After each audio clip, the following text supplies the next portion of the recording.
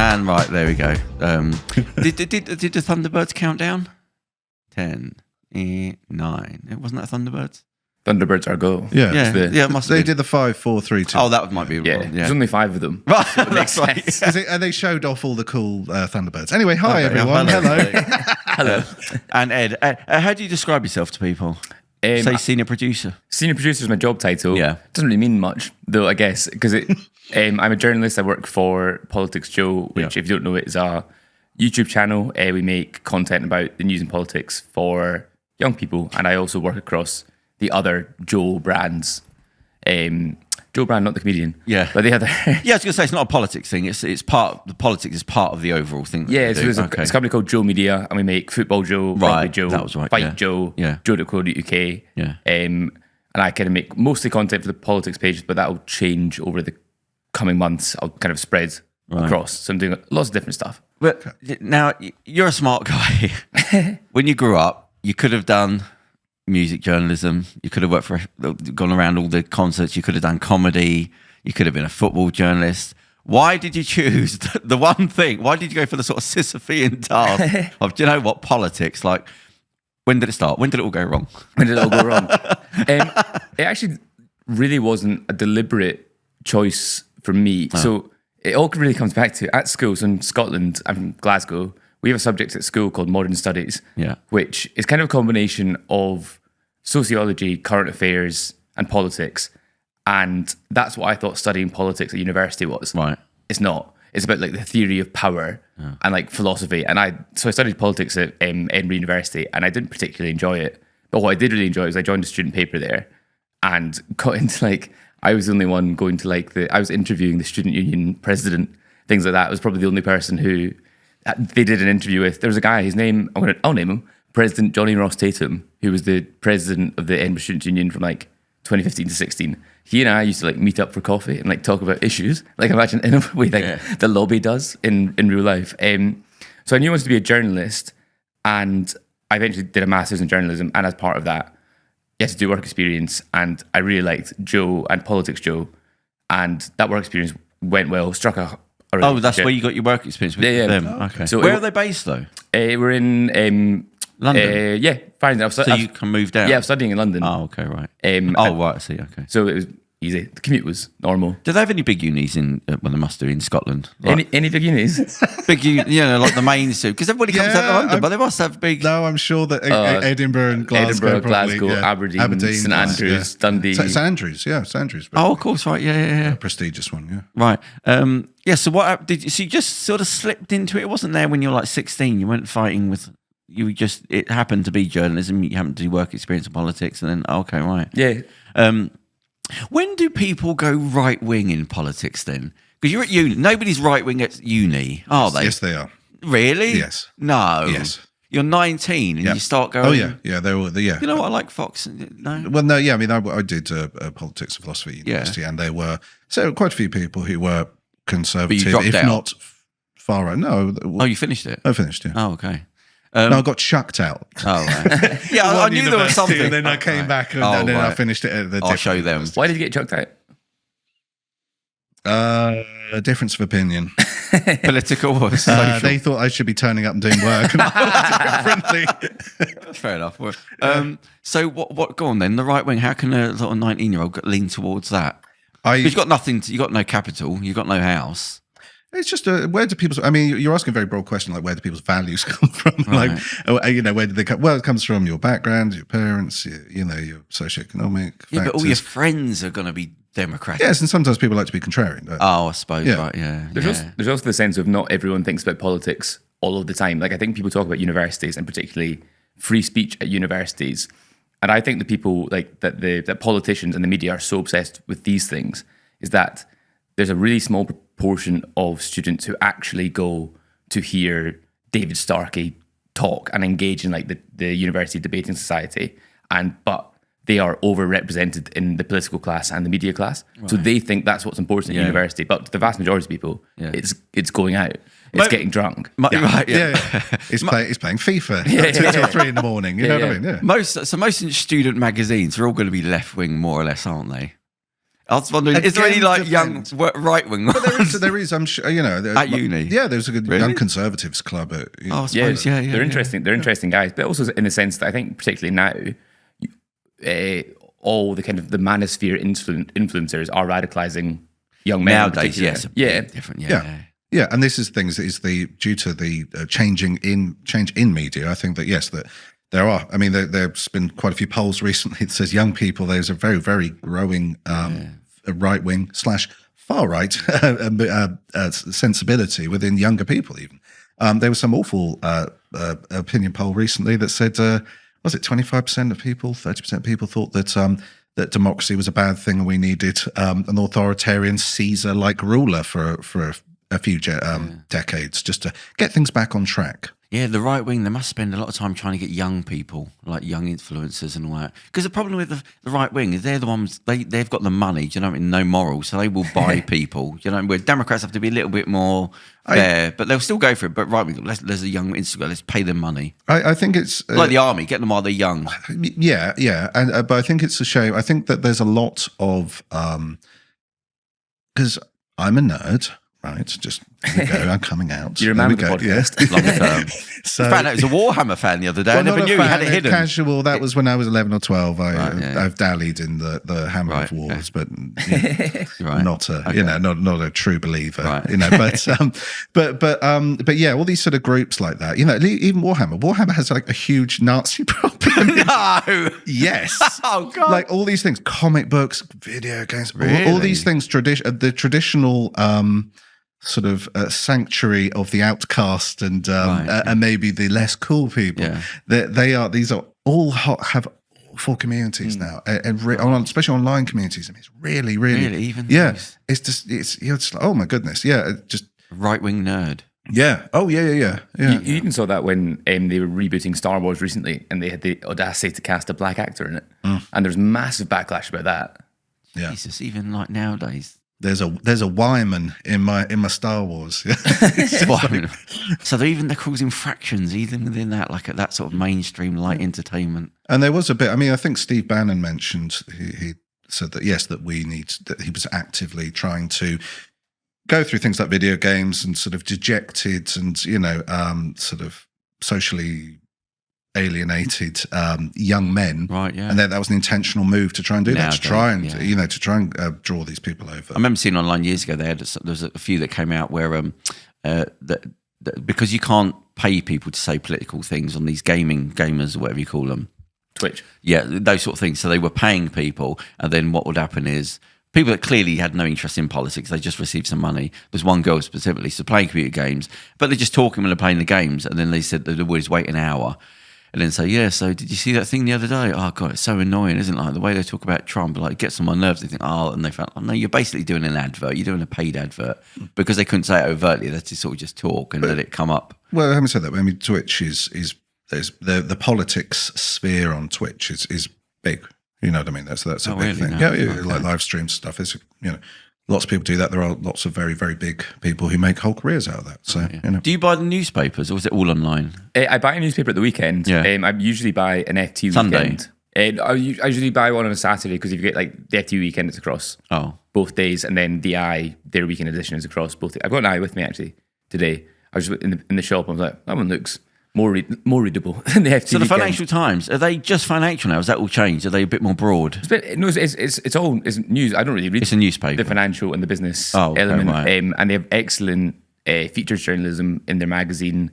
They have an amazing feature called Lunch with the FT, which comes out at the weekend, and they just interview someone interesting and they have a lunch with them. It's quite funny because if it was me, you pick the restaurant, the FT foots the bill. We are going to the Ritz, and we are having 5 bottles of champagne, and the FT are shutting down the feature after I've done it. Right, yeah. But I think I read one with like John McDonnell when John McDonnell was Shadow Chancellor, and he picked like the Lebanese restaurant in his constituency, and the whole meal cost £9, and you're like, well, that's come on, you are, but you're being performative there. Whenever it's a politician, you're exactly, like, my constituency is the best thing in the world, and I love this specific, like perfectly pitched restaurant to appeal to my voters, sort of thing. There's a really good one Nigel Farage did about maybe 8 years ago, and he just got the interviewer so drunk. Oh, right. And it's just like, and the rest of the meal was a haze. Right, yeah. Yeah, well, At least it's never honest. try to outdrink an alcoholic. I mean, Right, yeah. genuinely, like the man, he had it written into his contract. He did a show. He might still do on GB News.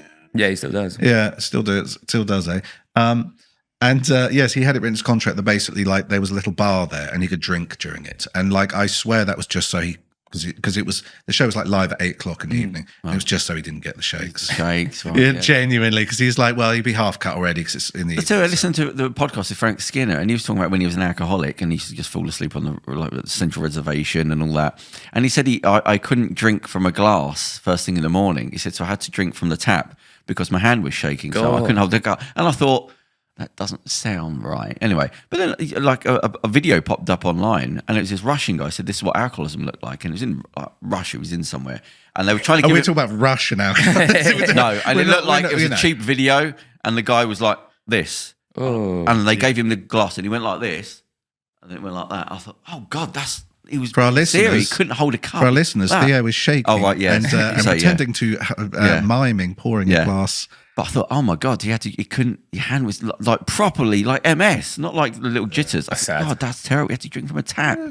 I was in the corner shop a few years ago. Yeah. And the guy in front, it's like 11 o'clock. Oh, no, in the morning. Yeah. And the guy in front, he was just he bought like 2 cans special brew, cracked one open at the counter. Oh, straight. Can't even wait to get out of the shop.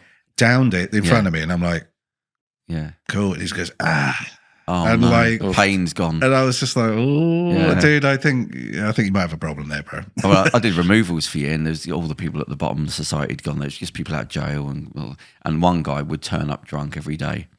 I had one. Sad. I did no, I don't want to say the company, but it was a big company, and we used to deliver sofas. And a guy turned up, and he obviously had like social issues. He was so nervous. He would take ecstasy, so he'd get in. Oh my God! In the van at like 4:30 to start at 6. And his pupils would be like that, and he'd clearly just taken it. And I spoke to somebody like months after. He said he's got like proper like nerves. So he just takes drugs just to get him like. Do you like microdosing or something? I don't think it was microdosing. Okay. He got in, and it was like. You should probably have been taking something else. I'm not sure ecstasy is going to relax you in that environment. No, I think it's just any couple of bumps of coke just to sort of mellow myself. I don't think you could afford it. No, but somebody told me because they sold it to him. Oh right. I didn't want to say, but the cottage industry. Yeah, but he got in. His pupils were like that, and he was Just a clearly relaxing happy. But he was just not listening to anything. He would be exhausted after like carrying something. Yeah, up. no shit. It just didn't. But he was just so acutely nervous of being around anyone that you had to take something because you're always with new people. Like you'd go and pick something you didn't know who they were. But if you're that drug dealer, you should have more of a social consciousness and sell them some diazepam. You should sell them a different drug. Yeah, I don't think he was trying to medicate, just selling what was in his filled pockets. But I worked in another company and people would take drugs at work. When, theoretically, it's when your drug dealer says, dude, really? Yeah, I don't think like, ethics. Oh my God. Like, okay, I mean, yeah, sure, but... And he was a nice guy as well. Right, it's when they start questioning it. When they start having a con, you're like... yeah, it's like, dude, just... Yeah. If your drug dealer's telling you enough's enough, yeah, Christ almighty. I think you need to have a bit of a think. Yeah. Who was the guy that died recently? Paul Denan. Was that something to do with drugs? I don't know. I didn't know who he was. Paul Denan, the guy that was on was it Hollyoaks? He said he previously got done. The vaping guy. That was it, yeah, because he said he passed out because of vaping so much. Oofed. And then, but that was previously, he had to go rehabilitation for it. But then I think just a couple of days ago, they said, they found him, he's dead. He's like 46. That's sad. I thought it must be something to But do yeah, still. my mate, he goes through a disposable one a day, at least one a day. I don't know what. Raid his lungs. I'm just like. Is it the equivalent to a cigarette puff? Or is it one puff equals? I think like a few equal less. Puff. Yeah. Yeah. Like a greater volume of drags on a vape is equivalent to one cigarette. But I think it's insane of just like smoking these chemicals. Yeah. And Yes. it's kind of how liberal everyone's attitude is to like, here's a plastic tube full of chemicals you can't pronounce. And it happened quick, Make sure didn't you it? There was nothing, and then there's vapes. chug on it. You go, do we know anything about these things? And like most countries, not most, but awful lot of countries are scaling back now. And like Already a couple of years in. They go, yeah, and we're just like still like nah. And there's just vape shops everywhere. everywhere, Everyone's vaping. People who never ever smoked. People I know who never smoked vaping. Yeah. You know, and I'm just like okay. So Yeah. But when I was in Thailand, you can get up to 9 years in prison for possession of a vape. Really? Out there, yes. Wow. So can you smoke cigarettes? Yeah. Well, what's the? And they've got legalized cannabis out there, but why the harsh? But the vapes. Oh no. But why is that so harsh? I don't know. But then there were ladies walking around, like the cigarette girls of old, with a little tray, and they just had all the vapes there, and you can just buy them. And like they're just walking up and down streets. I remember seeing it in front of police, in front of people on security. Really. So they don't. I saw a video. It was, Channel 4 Dispatches. Is that Channel 4? Yeah, years ago, and they were talking about the cigarette trade in the African countries, and like obviously they've clamped down on things here and stuff that they were doing to get around the laws over there even. And they said you can't advertise cigarettes, and so they went to this one shop. They'd clearly paid this guy. They painted the shop as a big cigarette box, but not the label on it. So clearly you could see it like a Benson Hedges with the line going through it. We said we're not saying this thing, but it's literally a giant cigarette box. And they followed what they were doing is they had secret cameras, and they were paying guys to go onto the beach with kids to get kids, and they had a tray of cigarettes, and they're giving the kids single cigarettes. That's literally pretty to get them to children like 7, 8 years old. I thought, oh my god, that's like. I mean, it's years ago. I'm assuming it's got better now, but probably not. They just had that vapes. Yeah. Right, vapes. What was you talking about? Drugs. How did we get onto that? Because we always do. Yeah. Anyway, enjoy your coffee. Yum. You're legal. What newspaper do you? So you only buy FT? I subscribe, so I pay for the Times digital. Oh, right. I'm a subscriber to the New York Times, which I actually don't read as much as I should, but it's only £2 a month at the moment. So, A month? Oh, yeah. So if I read something, then it's kind of pays for itself, I guess. Yeah. I read The Guardian online, buy an FT weekend at the weekend. I aspire to have an FT subscription. Right. But goodness me, they're How expensive. much are they? Like hundreds of Oh, pounds a really? year. Oh, really? Yeah. Super expensive. The New York is it New York Post, you so Times. New York Times. What are they doing now? How are they on the barometer? Are they pretty good? I think it seems to be largely accurate. It's obviously it's an American context, Yeah. so I know less about it. But it's like the seems all right.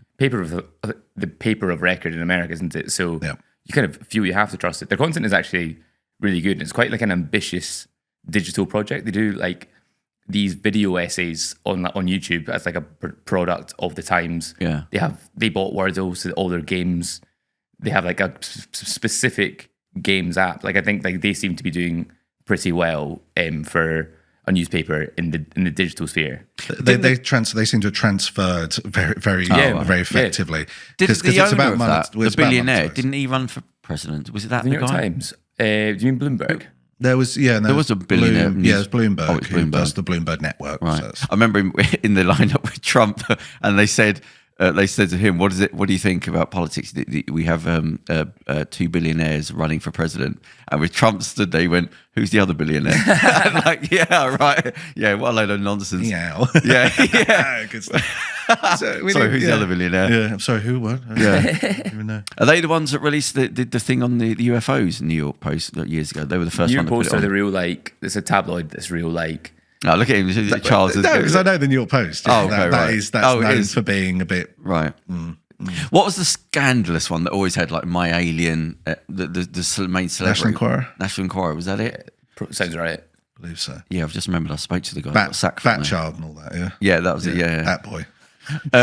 What do you?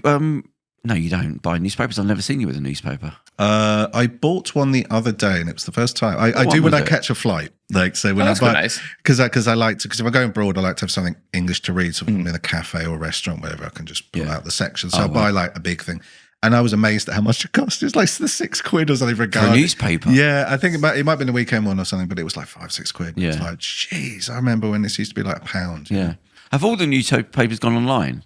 Like Yeah, Sun. Yeah, but most of them are behind a paywall. Oh right, okay. So you can't actually. But if and- it's like £2, that's not bad. No, the New York Times, that was a special deal that I Oh, got. The right, Times is, okay. I think it's £26 a month for digital access.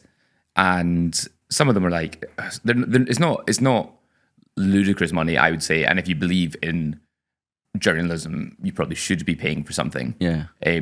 But I think just because we're so used to, because of like internet advertising, we're so used to consuming news for free. Yeah, Anytime right. you are asked to pay for something, there's a bit of Seems you that's unfair, like, yeah. But then also, I remember you kind of forget that you're an adult with a salary and you can pay for things. Like there was, I think my girlfriend and I wanted to watch, what was the thing that was on Now TV recently? Say it was, House of Dragon. House of Dragon was coming back. Oh, yeah. And my girlfriend and I, we'd been leeching off someone else's Now TV account for years. Right, yeah. And we somehow lost access to it, and we were like, what are we going to do? Yeah, this is yeah. outrageous. Then we looked at like, oh, well, we can split the cost. Right, yeah. It's going to be £6 a month each, and we can watch all this excellent TV and movies. What that are on it. podcast do you follow? Do you follow any political podcasts? Because I work in political media, I don't consume that much politics content kind of outside of work because I consume so much at work. Right, yeah. But I listen to the newsagents most days. I haven't listened to that. So what is their thing? Do they just report on news or are they talking? It's more analysis and discussion. So it's John Sopel. Three of them? Yeah, John Sopel, Emily Maitlis, and Lewis Goodall. Oh, Emily Maitlis is one on that. Yeah, she's they got the all other come one. on. She's on the other podcast, the entertainment. This is entertainment. No, that's Marina Hyde. Oh, who did you say? Emily Maitlis. Oh, right. I've been Googling the wrong person. Oh, is that, no, okay. But cause they're all kind of like different generations of journalists. Oh, right. And John was the BBC North America editor.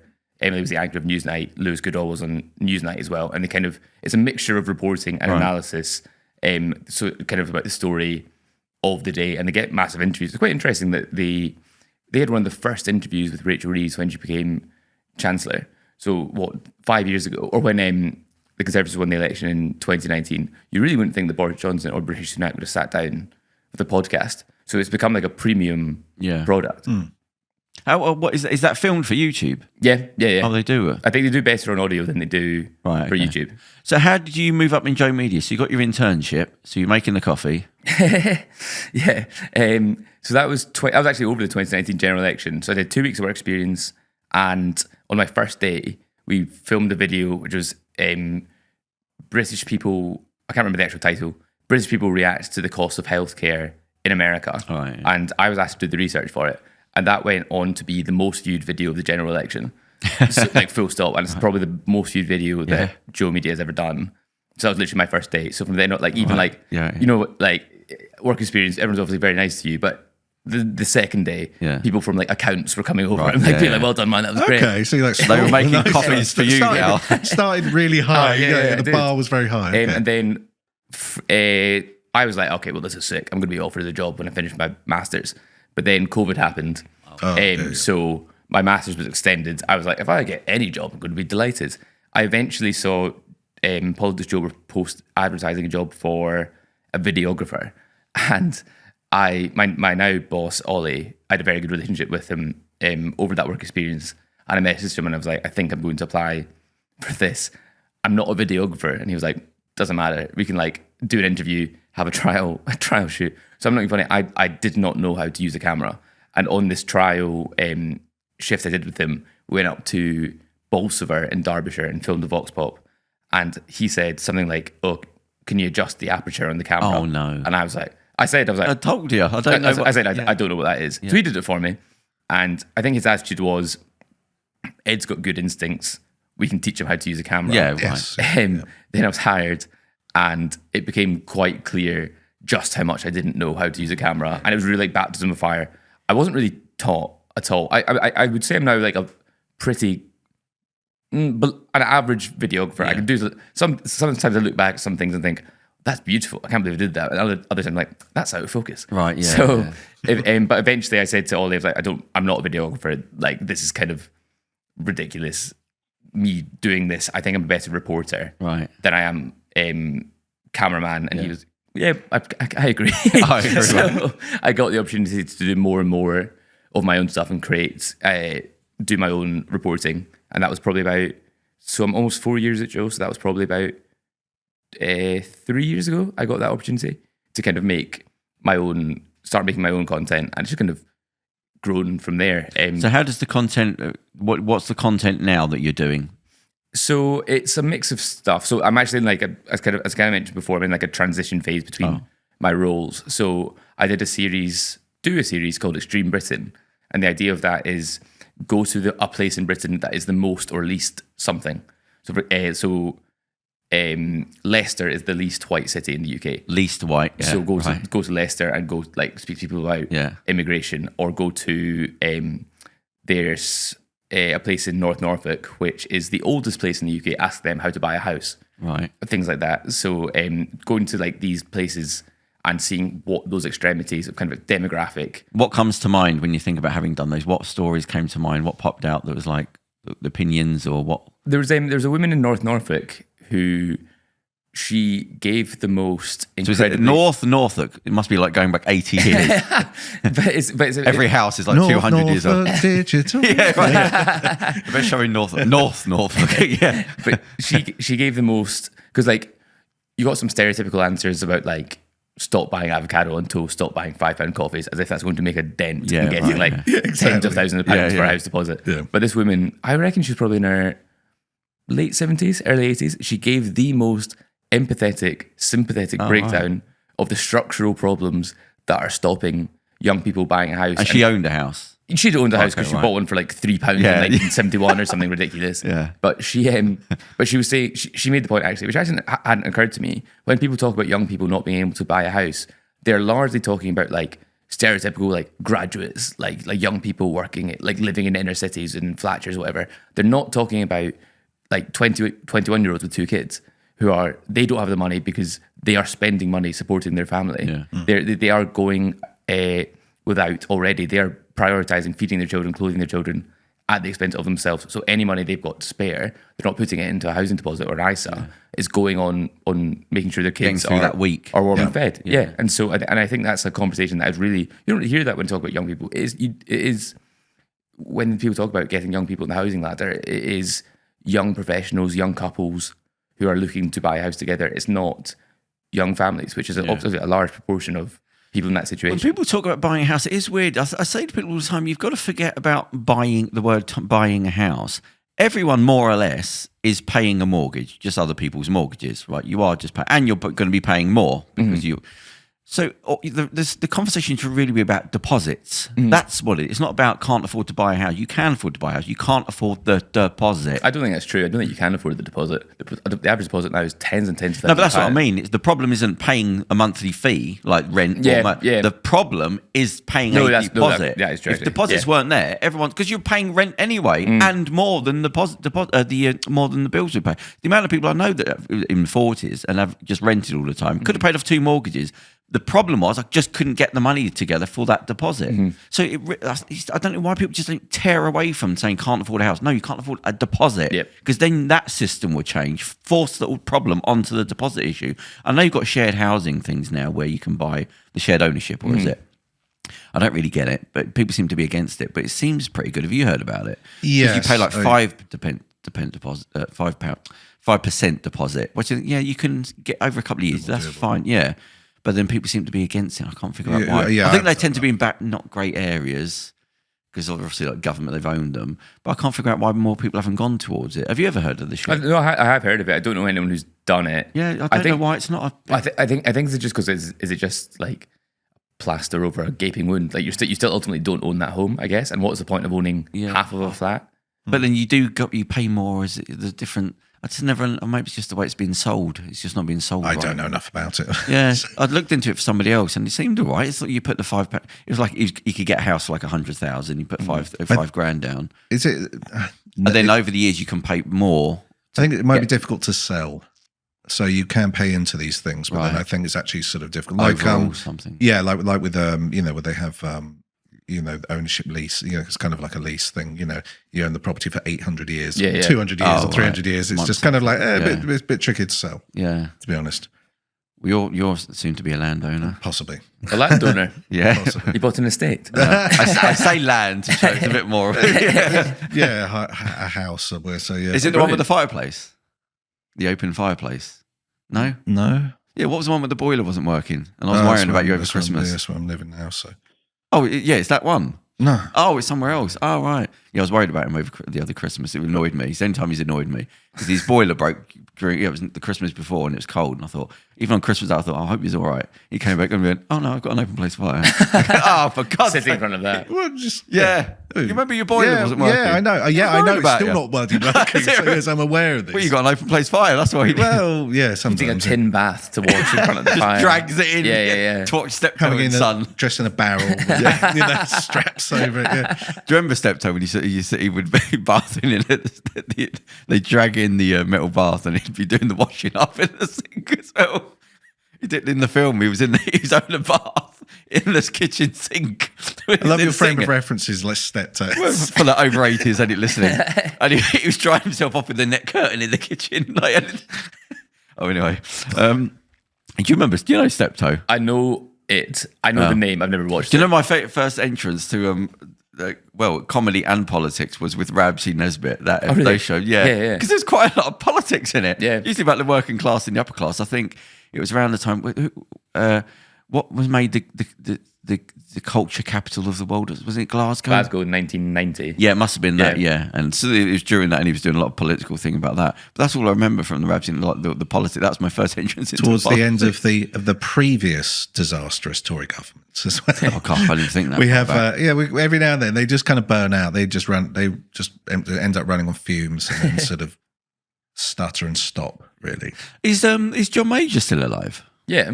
Yes. Oh, he He's is. always popping God, up. Must be old. Yes, he's head of some Dracula. Though he's on several Dracula boards for hedge funds and The Nosferatu Foundation. Yeah. It's genuinely like he turns up sometimes, and you're like, oh, he turns up. There's pictures of him, I don't know, on a mountain of baby skulls somewhere. You know what I mean? On a throne. What was his scandal? Didn't he have a scandal? He did an affair with Edwina Curry. Yeah. What was her name?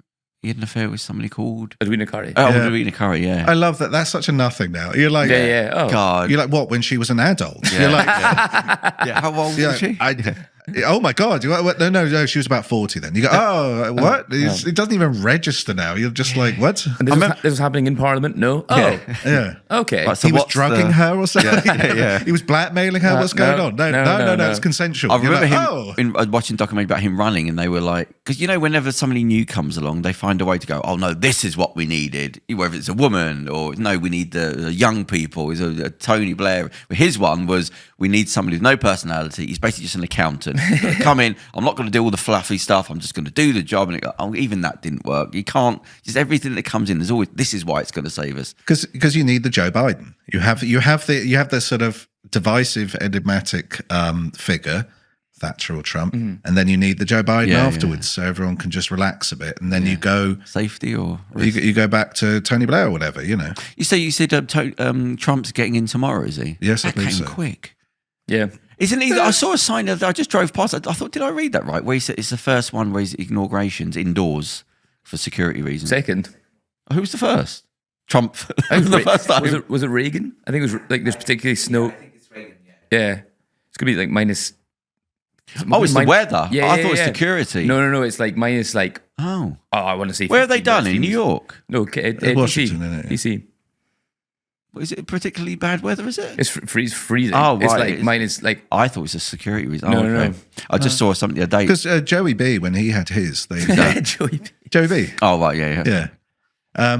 They did theirs like outside because remember they locked the whole city down and they're always they had little soldiers everywhere and stuff because it was after January the 6th. A few weeks after that. I was just listening to somebody yesterday, a podcast who lives in New York. They've introduced the congestion charge into New York now. Yeah. $9, but they've done all the bridges as well. So it's like the 20 quid to go over this one, or if you sign up for this, it's a bit less.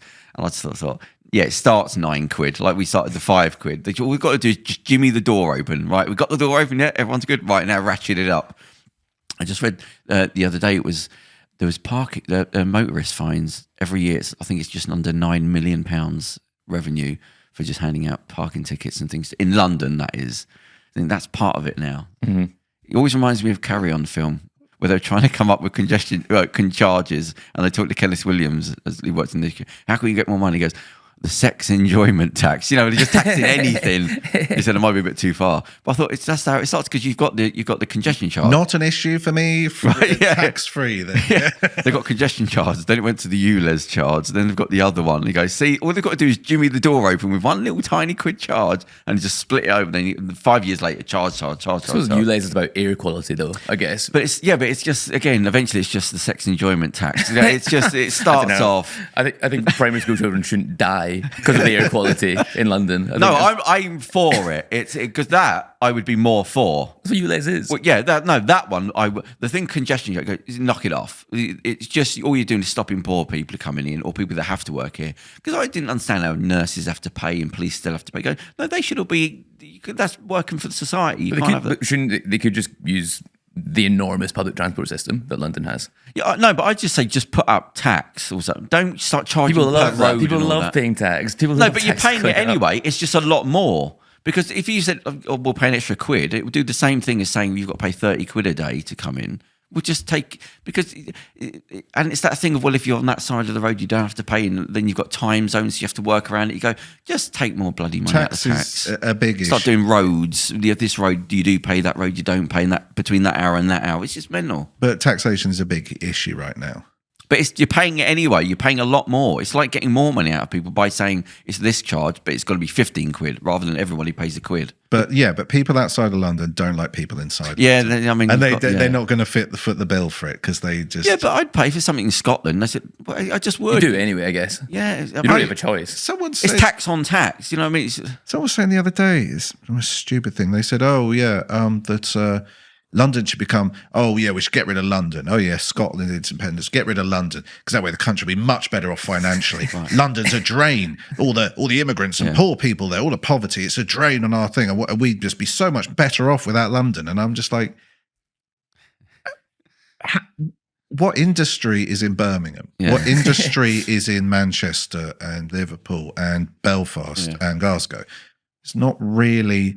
They don't have they're not centres for stuff. You know what I mean? It's not like, they have a tech centre here or you you Silicon understand Valley. what they mean, but there's also, well, what do you want to do? because that's where the money is. Yeah, exactly. Like The law, it would just filter. It will go to somewhere else. That's all. you just take London out of the equation, and England, all of a sudden, the GDP is looking very poor. We're poorer than poor areas in like Mississippi and Alabama. I didn't realise Russia was so far back on the GDP. It's not. I think it's 11 or 13 or something. Like they're Currently. Yeah, it's behind Brazil. I think. Like it's not a lot. It's just acute where it is. They've had a lot going on there, haven't they? They've had sanctions and stuff as well recently, haven't they? So yeah, I was probably surprised. had an Oh, effect my phone on it. on me. Yeah, but what was I going to say? £8 million in fines. So that's built, and that's just in London on parking fines. So that's a lot of money that has to come in all the time. Like you have to generate that. They don't want to fix anything. It's like Frank Skinner again. He was talking about that he's just got a car at the age of like 50 or whatever he is. Or must be old, and he's just getting points because it's the 20-mile-an-hour speed limit. When you're in a car, it's unnaturally slow. Yeah, it does feel slow. And when it's everywhere, you go, well, it's sort of you're sort of guaranteeing tickets and fines because you can't just make it 5. You know, what's the why 20? 30 seemed fine. But I said, well, I think, is it fines when you get to that point? You go, well, you're guaranteeing everyone. Because if everyone's keep getting fines, you think, well, maybe the system's broken then. Because when I drive somewhere and I see somebody driving at 20, it's just a line of people just trying to get round them. Because it doesn't make any sense to be driving on this long bloody road at 20 miles an hour. So people are just waiting to get round them. So I thought, maybe you do just create things that are sort of like, it doesn't work to have people at that speed, but people will still try. So that gives us tickets. And you don't like to think there's somebody there going, how do we make more money from fines? But you go, if it's £8 million, you can't really lose that. So you don't really want to fix the problem. No? Well, no, I agree. Sometimes it does feel more punitive than sort of trying to sort of stop accidents or because just the way they sometimes put those speed cameras and they like stick around the corner behind a bush and it's like literally like a sniping spot and they just pick people off. Didn't Wales start getting rid of them? I think I've read something like a couple of months ago. I think they started taking them back, the 20-mile-an-hour things. I think so. Yeah. Yeah. I think, because I don't think they... Oh, anyway, I don't know. It was one of those things. The air quality thing, though, I'd bump the cost up because we should. It's ridiculous. We should have good air quality. But I said things like the congestion charge, you go, you're not solving anything. That's just creating an elite zone. Because, do you know, I've always said this, fines should be means tested. You cannot have a nurse being fined the same amount as a multi-millionaire. Because if you live in London, congestion charge, who gives a shit? What, 15 quid? I earn that in a second. But then you got a nurse who's got to pay that 15 quid, and that's a lot of their day. I think, well, it almost seems like people would go mental if you said every fine you get now, we're just going to look at what you earned that year, and we're going to take that little tiny percentage of. Because if you're a millionaire, the fines don't exist. a 15 quid, if you a parking ticket, just leave. I said before, a friend of mine, and this is like 15 years ago, he had a couple of million, or whatever he was worth, don't know, I didn't even spank. But he'd come into London, and instead of going to the parking thing, he'd just park right outside the club and get the ticket. He said, I think he said it's 40 quid to park there for the night for a drink and all that. He said, just park there, get an 80 quid ticket, and it's right outside, and I've got all the hassle. I thought, see, but that's the way people think. If you're a millionaire, I wouldn't care about sticking on a yellow line. Who gives it? Well, just pay the ticket. What's the big deal? So the fines don't really exist. Congestion charge doesn't really exist for people that are wealthy. It just clears everybody else off that doesn't have to be in there. So it doesn't really, you're not solving anything. If it's a congestion charge, fix the problem. Yeah, just take a finger. Every 10 parking tickets, you take a finger. Yeah. I don't know. I told you before because I'm dyslexic, and it's proper. It's not like it's every day. It's there. The problem's there all the time. Everything I'm doing. And I started using this new gym, and I looked at the sign to can I park? 2 to 3 hours, no problem. Went there a couple of times after that week. Anyway, so I left. Didn't go there after that. It was a free trial.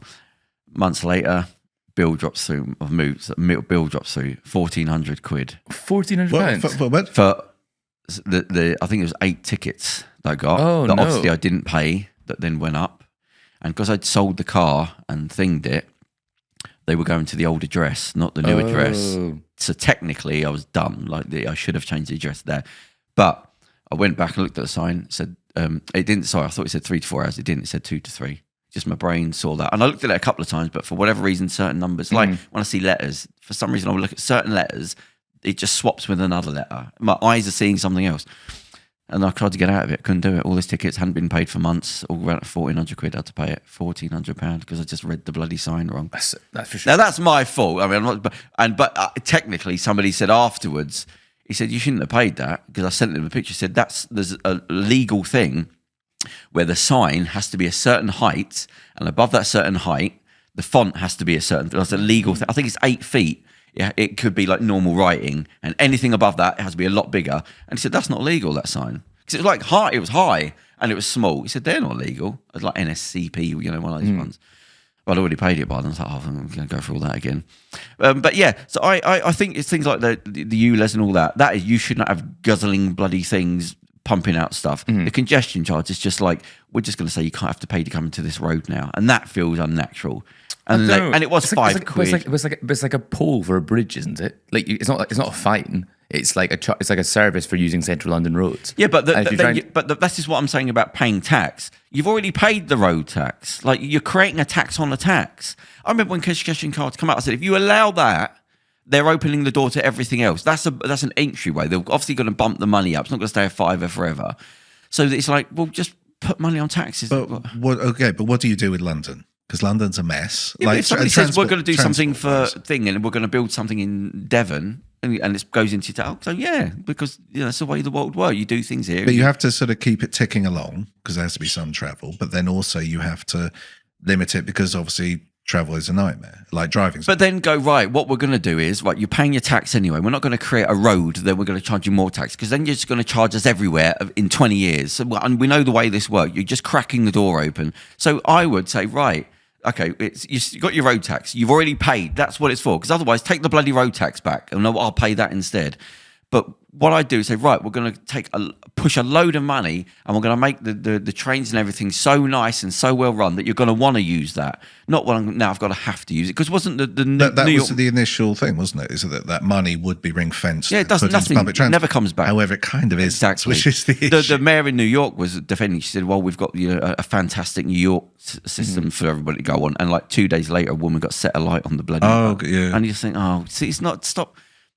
So it doesn't solve anything. All it does is it's a money revenue thing, and it just cracks it open, and they put a road there. Then they expanded it, of course, but then, well, they can't expand it over the whole UK because that's not just road tax. So what they'll do is they'll just create, because I think Birmingham's got it now, haven't they? Glasgow's got it as well. Yeah. So this area's just high congestion. So you've just eventually be everywhere. So now you've just created a second road tax. So you're being taxed twice. Yeah. It just starts off with congestion charge in one road, in the 1990s. Just crack that open. If they go with it, then we'll push it open a bit more, and then it's just everywhere now. It's all over the world. They talked about it in Reading for a long time.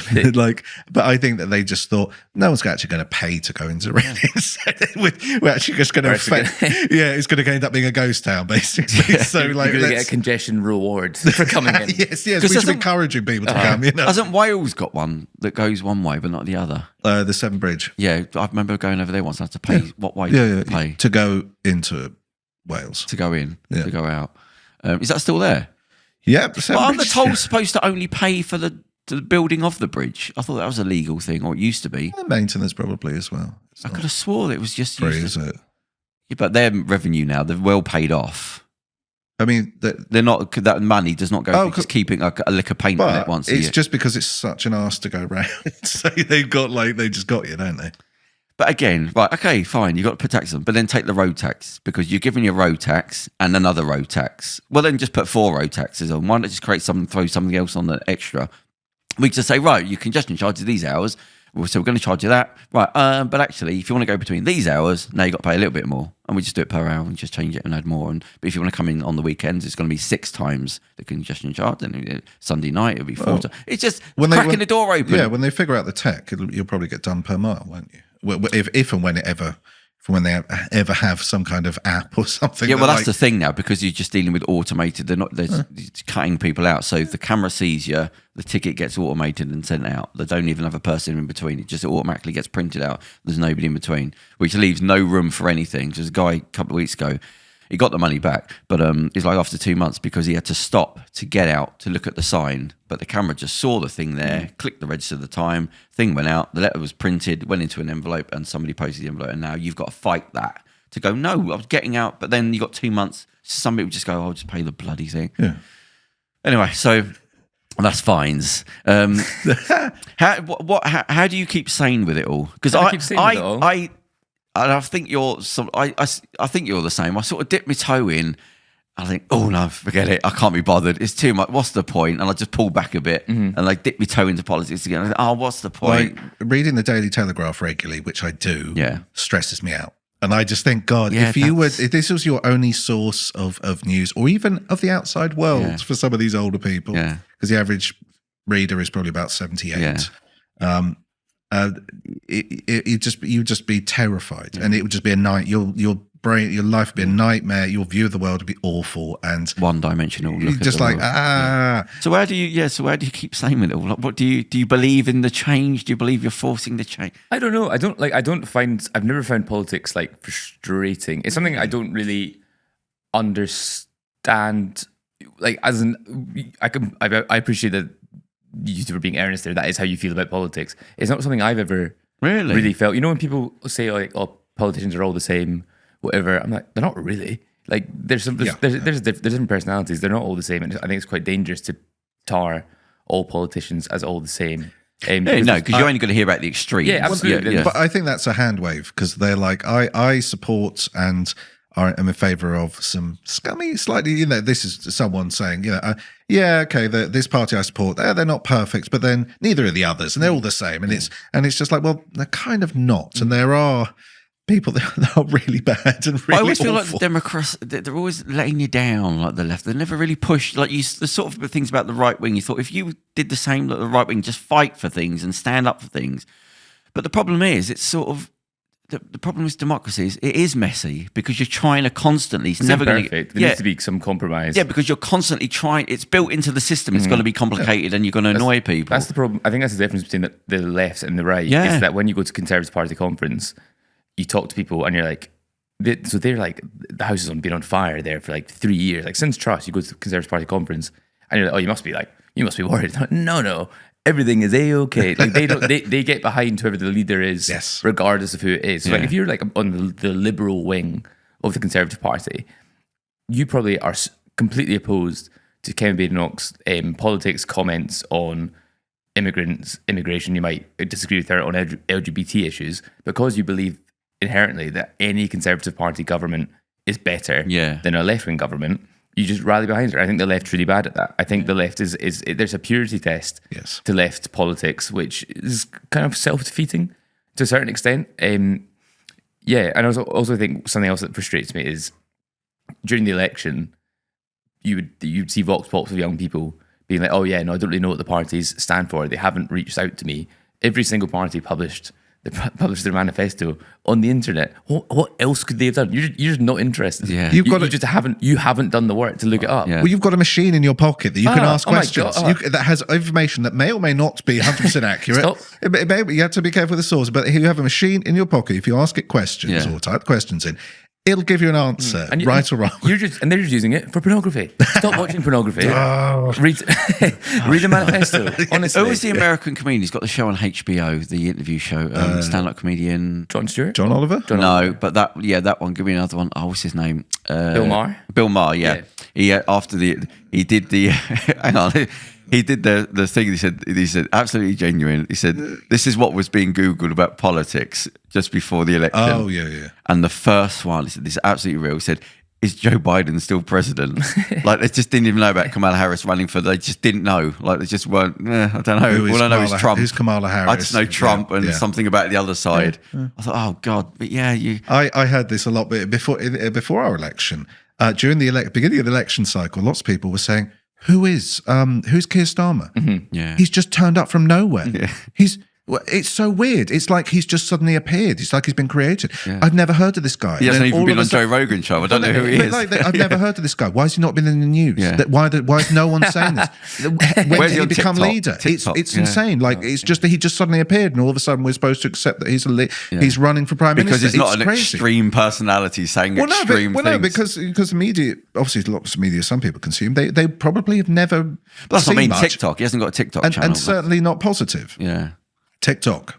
Oh yeah, so did they ban America? What was the being kind upheld. of? Yeah. What did they say? What was the eventual? It's being upheld unless ByteDance. But it wasn't there. It's not. They weren't banning it. They were going to do. It's as of last night, I believe. The app went dark. Is the terminology? Wasn't there a thing? It wasn't banned, but it was something. They were appealing. It has been banned because No, I meant there was some rule that they had to implement or something. But it was ByteDance were told you have to sell this to an American company. Oh, that was it. And ByteDance declined to do so. Who's ByteDance? So they're the Chinese company that own TikTok. Oh right, okay. Yeah, so they've let it just. It was no point then. Just tank. If you're going to run it properly, wasn't it? Well, they said they were not going to sell it, so just tank and we'll see what happens. Right.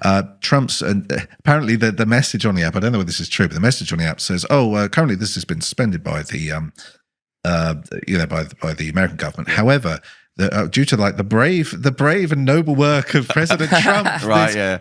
He said that this app will hopefully be up and running. Oh, he said he's going to extend it for 90 days. So he said he's going to do an executive order to once he gets in power to sort of get back online for 90 days. What were you doing about it? Nothing. We've mentioned there's a child safety bill. Yeah. That is, I think, in the works in Parliament. That if it went through in its current state would have big repercussions for it puts more actual legal repercussions onus on the social media companies to monitor their own content. Yeah. And it would effectively in its form make social media companies not unworkable but very expensive, very, very much more expensive to run than they currently are, because you'd have to effectively moderate everything at the point of posting.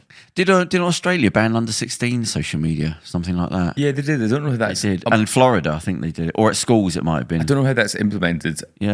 I don't really know how you can police that either. Graham, can you Google that about the Australian bans for kids on Facebook? For some of those things, yeah, because I think it might be, maybe it's at school. I think they did ban, there was a state in America that did ban TikTok, I think in 2023, I think it's Michigan or something. And that never got through because that was repealed by the Supreme Court in the end, because they said it was a violation of free speech. Can you see anything on there, Graham? It's not being enacted yet. But it will be. And what does it say? What was it? Was I it at suspect school? that will probably be overturned. These companies are so big. And that's the thing. I mean, all these companies, like, your Ubers and Uber Eats and stuff, they spend an awful lot of time, an awful lot of money and energy lobbying to alter rules and to get things, to knock down these barriers. Anything? Yeah, it's going to be like if companies don't abide, they'll be fined up to like 25 5.7. But what was million the ban? pounds. Was it the Australian thing? Yeah, Australia. What- Will ban children under 16 from using social media. Not just at school. No, just all children. Oh, right, yeah. So, I mean, yeah, we're slowly catching on. Like 20 years later, this might be bad for kids. I actually don't think it's an inherently just a good thing, because I think there's people who say you're a really lonely kid at school, you can't relate to, you're quite like, you just don't fit in with your peers, you're not into football, you're not into like, I don't know, like the mainstream stuff, you have a niche interest like Warhammer or something like that, like something a bit nerdy. There's big communities online where people make great friends through social media. Obviously there is room for exploitation, and that should be, I think the problem is we are so far behind like the internet and legislation that even what like my generation were getting up to on the internet, but my parents have no idea about. The people and that generation is in power, and I've got no idea what 14-year-olds are doing on the internet. Yep. And the rate of change is so quick that the new thing comes along, and then Yeah, you think how far behind laws are with everything. They're always 10 years behind, and something's come and gone and been sold off. And yeah, But think about like most parents have no idea or Right, had no yeah. idea what like chat roulette was. Yeah. Which was just like meeting strangers online. It's just what the website was for, and you just have a webcam conversation with them. The dick exposing app. Yeah. God. Oh, You so just the- click on it and like, yeah, it just goes, that's a Jesus dick, Christ. that's a dick. oh, and then Is that? Oh no, he's got his dick out now. Oh, Okay, right. God. and you're just like your Yeah. friends are just cracking up. You're just children being exposed. Yeah, I think the Yeah. owners, because Stephen Fry, he was talking about social media. He said that, like the internet. He said it's not a bad place. He said it will give you back everything that you want. So really, it's just regulations that should be on the companies. So yeah, social media isn't bad. The internet isn't bad. It's just, but the big companies have to realize the what they do is very it's vivid in people's lives. So you have to knock that on the head. If somebody's under 18, that has to be a serious line in the sand, or under 16. I've said it before, and I'm going to say it again. Yeah. There we go, just to Yeah. be boring, but just to bang it home. But yes, I feel that we are the people sat in the cinema watching the train, the image of the train going towards us and running out of the theatre screaming. We haven't got our heads around that. Oh, this is just a weird thing in and of itself, and we shouldn't really take it too seriously. I think, and I think that possibly, hopefully, generations later on will sort of get their heads around it a bit more. That okay, it's like a wacky place, and people say and do awful things on there, but it's whatever, and we can just separate it a bit. And I think that right now, people that the balance, the online stuff and social media stuff has completely bled over into real life, or and it's almost. The balance is completely shifted, I think, because it used to be sort of this weird kind of place you go on safari every now and then and just be rude to people, and swear at them, and post some weird memes, and then now it's Now politics, your job, everything's sort of blended into this one big pool, and it's like we're trying to separate it now. It's also a way less interesting place than it was 20 years ago. Like when you go into the internet now, you don't even think you're going into the internet. Like you probably click on open Chrome or whatever, go to a social media app. You very rarely go to a website internet, or like a forum or something like that. You're never like, I like the band, I like Arctic Monkeys. Time to log on to the Arctic Monkeys website and read about Arctic Monkeys. Or like, that's how people used to use the internet like 20 years ago. It's just become this flattening of the culture, and there's such little interesting things on the internet that aren't through the medium of content that is distributed by like massive tech corporations. Like there's obviously very interesting like creators on YouTube, TikTok, Instagram, whatever, but they don't have their own place. There's not like a place that they've created themselves. It's through, everything is dictated by algorithmic decisions made by these massive tech companies. So it's just a complete flattening of the culture. Yeah. And by the policies of that company as well. Absolutely, yeah. I mean, again, this sort of, it really annoys me when people talk about social media being the public square. They say, "Oh, this is public square, and we should have a right to express ourselves freely and openly and engage in discussions, debates." No, it's not the public square. This is when you go onto Facebook. That's Facebook Square. This is a publicly owned thing. It's not a free thing. You are there. You are in a private company, and they set the rules. And they set the thing for good or better, and they've got their own opinions based on money. And they're trying to make a profit off this, and they're trying to make a profit on what you're doing and saying in your interactions. So, I think there's even in the sort of general debate, I do think there's there's a misinterpretation at the very foundation of that. What are you just on Twitter? You're only on Twitter, aren't you? I've got Twitter. I have an Instagram that I need to make public at some point because it would be a good career decision. But is that because it's more private at the moment? It is private. Okay. Like it's just. But I mean, it's literally it's family stuff. Yeah, it's just like just my life. It's not really. I don't really use it for work, but I think as a career decision, I need to start making it public. But that will be. I need to. How are you finding Twitter or X? How's you getting on? Do you get a lot of? I think it's fine. Yeah, as in like it's not. It's the For You page is worse. I'm seeing a lot more right wing content than I used to. Right. But I probably don't tweet as much as I used to, and I don't really use it for like. I tweet dumb stuff. I don't really tweet like about work. I'm not one of those journalists who breathlessly tweet what the government has said, whatever. I just kind of tweet silly things and use it for kind of news gathering. I just kind of want to diversify my portfolio of followers. But I've got like a fair few followers on Twitter, which is like useless. Like that isn't that you can't. You're so discouraged from like leaving Twitter to like go to YouTube. So I mainly make like YouTube videos, and people are so discouraged from doing that. That it's kind of I have this group who follow me that I can't really get to do anything. So I'd like to build that on like Instagram, I guess. But I just need to curate. People don't like to migrate. You tend to get they tend to sort of stay with one platform. Where the safety. Yeah. They tend to stay in one platform. They get embedded, and it's difficult. It can be difficult to sort of migrate. Yeah, I think it's really there's almost like you post on like a reel and then comment like or make the thing like watch the rest on YouTube. The uptake from that is so little. Really? Like below like 0.1% or something like that. Yeah. What's your plans career-wise? Have you got anything in your head, in the back of your mind of like, you know what I'd like to be doing is this? I really enjoy what I'm doing now. I think like the freedom I've got as a journalist in the opportunities I've had in my career are, for someone my age, are like pretty incredible. And I feel incredibly grateful to have done them. Like during the general election, I sat down with John Swinney, the Scottish First Minister, which was quite an incredible experience. I've reported from refugee camps in Calais. I've done I've done mad things. I've done like really bizarre, interesting things, and I love that my job affords me the opportunity to keep doing those things. I think eventually I'd like to be able to do.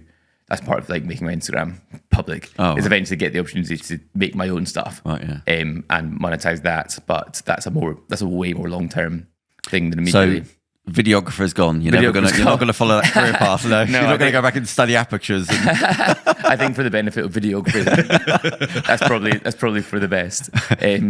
So, what would your ideal job be? Because at the moment it's journalism. Yeah. So you're really doing everything that any mainstream journalism would be reporting. So there's no really where to go. No, I think it's interesting, and I think what was really exciting about and you've got the freedom. You're not at that point where you're working for a company that's going right. That one there, say those things there. And I think what is really exciting about kind of the news media now is the way that it is changing. Something in the back of my mind is like you need to have the prestige of writing for the Times or something like that. Which I think there was a good column in the Times actually by a journalist called James Marriott, and he was suggesting that we're at the end of the long 20th century, that someone writing in a newspaper in 2050 will look as foreign as like someone dressed in like Victorian garb would have done in like the 1950s. Like we're leaving all these trappings of the 20th century behind, like liberal democracy, like newspapers, like big film studios, big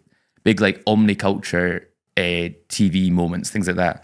And it's going to diversify. So I think working in kind of new media and creating social media content stands you in good stead to maybe be like forge the different the news media as it goes. There won't be these forward. big monolith companies like they just be able to slowly just water and split again. Like, I always use like the BBC, because when we had somebody from the BBC when they were talking about that, I stupidly thought things at the BBC are made in the BBC building. You go, no, they're franchised, and that's the BBC studios, and they hire other ones from mine. I think just slowly everything just be watered down, and then eventually it's just followings of that person. I think there's definitely still space and a need for like public service broadcasting. I'm just curious to see how that works in the future. But I think if I was to like, I've talked to someone recently, and they were like, if you got commissioned to make a documentary series for BBC Two, which would be like the dream like 20 years ago, the money would be nowhere near as good as you'd like it to be. No.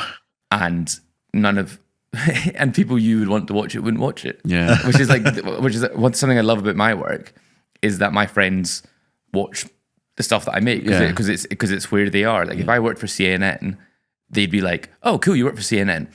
Never seen it. Yes, I don't watch it. You look like I've never seen anything you do. But like I was at my friend's birthday on Friday, and my friend she was quite alarmed. But she was like, "You came up organically on my TikTok today." And I was like, nice. And she was like, and she was like, "I just heard your voice," and I was like, "Oh," she's like, "Oh, this is weird." I was like, "Oh, great. Well, I'm reaching my friend." That's really nice. That's good, thing about it. And I think that's the way young people like will still consume news. Like I think if I wasn't a journalist, I probably wouldn't buy a paper. Right. But I am because I like news and like the art of making news. So it's like I say just look, let's just have the internet and then just turn on the TV and it's just the BBC and let them do whatever they want. Let's just have that. That's fine. That's always going to be there. And it's bung everything else online. GB News, that's gone online, isn't it? What's his Piers Morgan or whatever?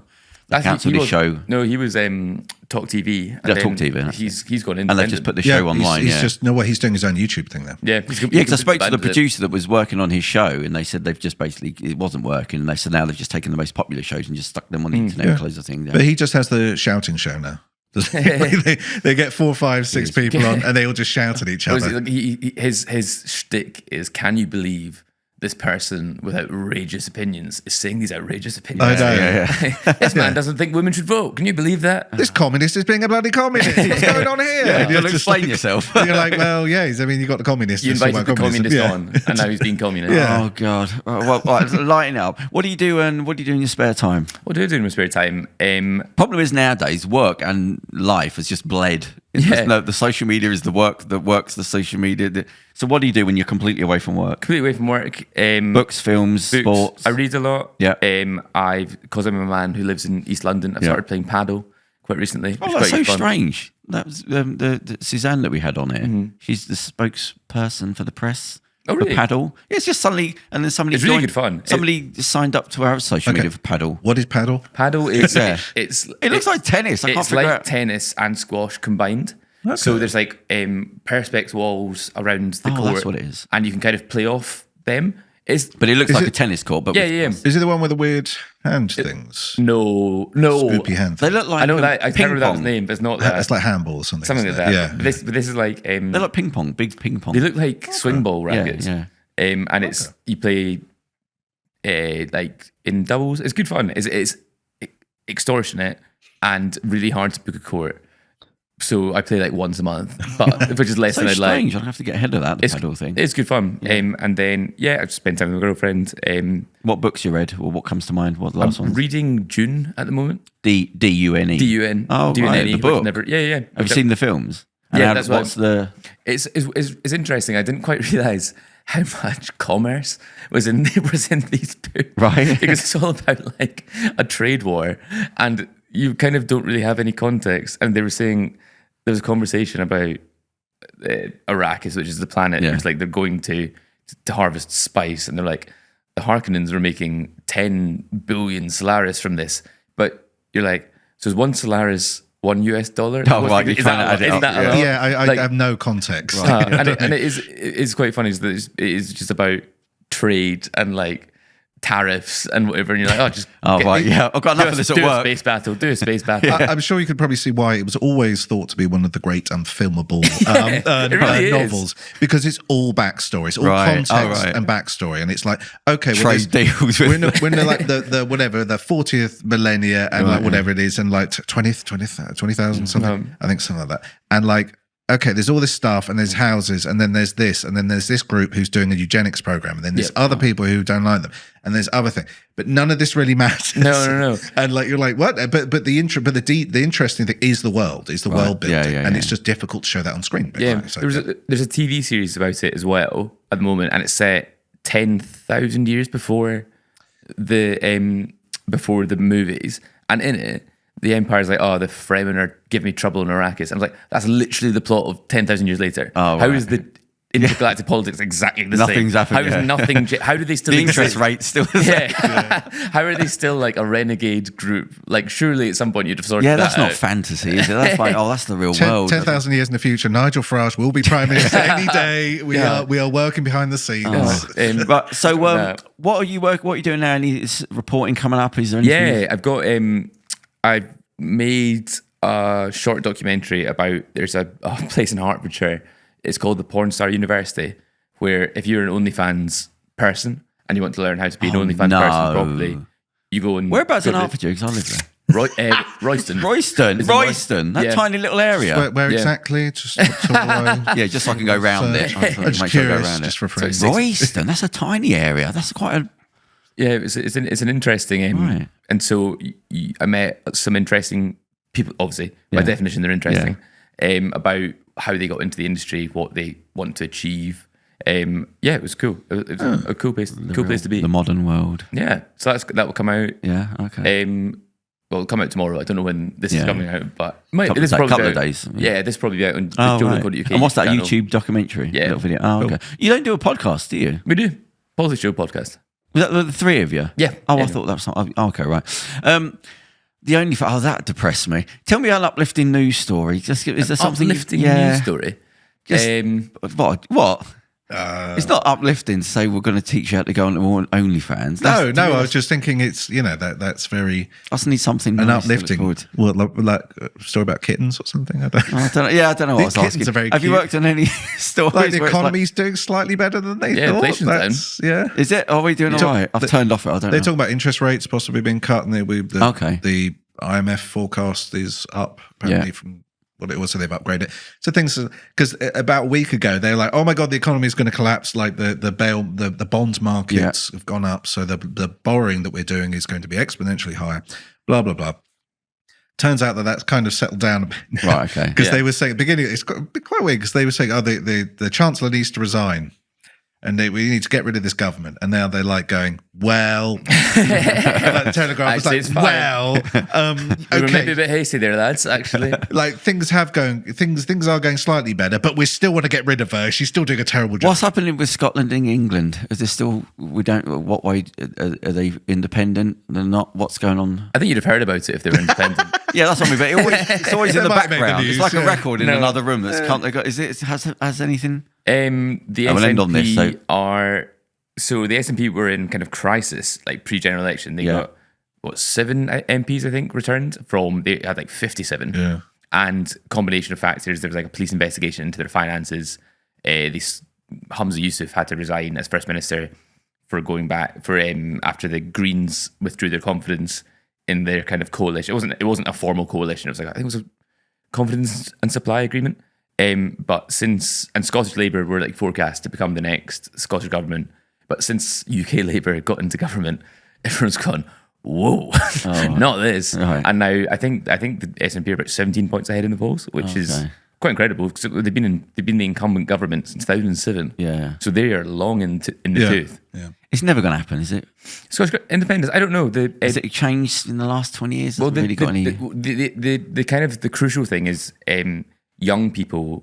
The vast majority in Scotland, young people support independence, and really? typically you might think people age out of that. Yeah. In the same way that people used to say you get more right wing as you get older, but that's proven not to be Oh, it's true. not happening. They The are age at just- which you become a conservative voter is now about 70. Right. So I don't know. There is potentially a growing, aging demographic of pro-independence shifting. voters. I think, and I think it's because independence just as a concept, like people want change, and in Scotland we don't really have an insurgent right-wing far-right movement, and I think it is because we have a different vector, we have a different outlet for that frustration, which is Scottish independence. Right. Yeah. Okay. Oh, right. Okay. So yeah. So it's sometimes difficult explaining the Scottish National Party.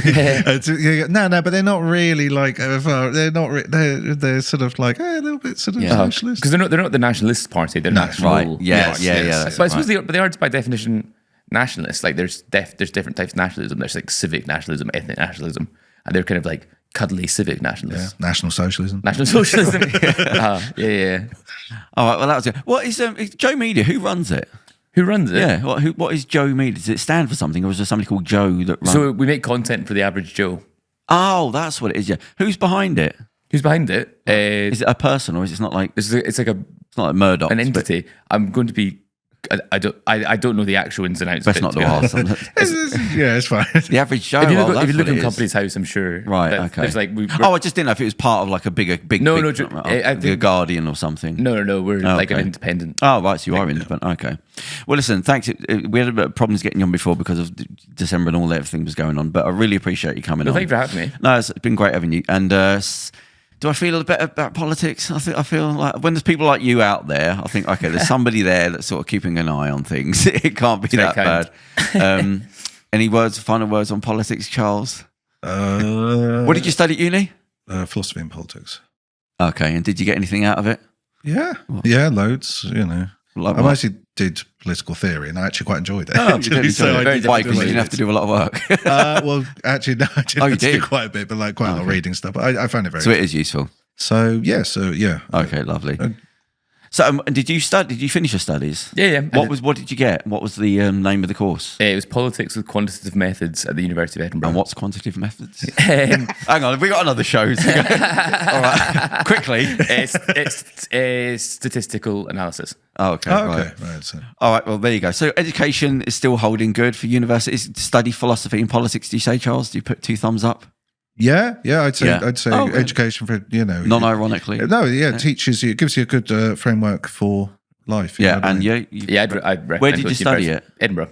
Oh, okay. Oh, they have got you. Right. So that is us. And I'd like to say thank you for Cure Oxygenated Water for sponsoring the show. How was the water, Joe? Oh, look, he's gone. I feel the O2 levels in my blood. Have gone You look different than skyrocketed. when you've come in. Although we need the oxygen for when you climb up the stairs. But so thank you for the Cure Water, and we will see you next week. Thanks a lot. Cheers. Bye. Love me or hate me, God knows you made it when he let his eyes on me. 여기 네 눈이 날 바라보는 눈빛이 이미 다 말해줘. No, I ain't gonna let anyone keep me down. No, you just gotta keep up 'cause I ain't gonna slow down. No, everyone just wanna get to know ya. 이미 시작된 걸. How do you think I'm sweet? I'm sweet, so sweet. You got stung by honeybee. You just wait and see. How do you think I'm sweet? I'm sweet, so sweet. 들이킬 순 없을 거야. 아마도 그럴 거야. Lazy lover under covers. 너 지금 이 느낌. Eating biscuits, sharing secrets. Now it's just you and me. No, I ain't gonna let anyone keep me down. No, you just gotta keep up 'cause I ain't gonna slow down. No, everyone just wanna get to know ya. 이미 시작된 걸.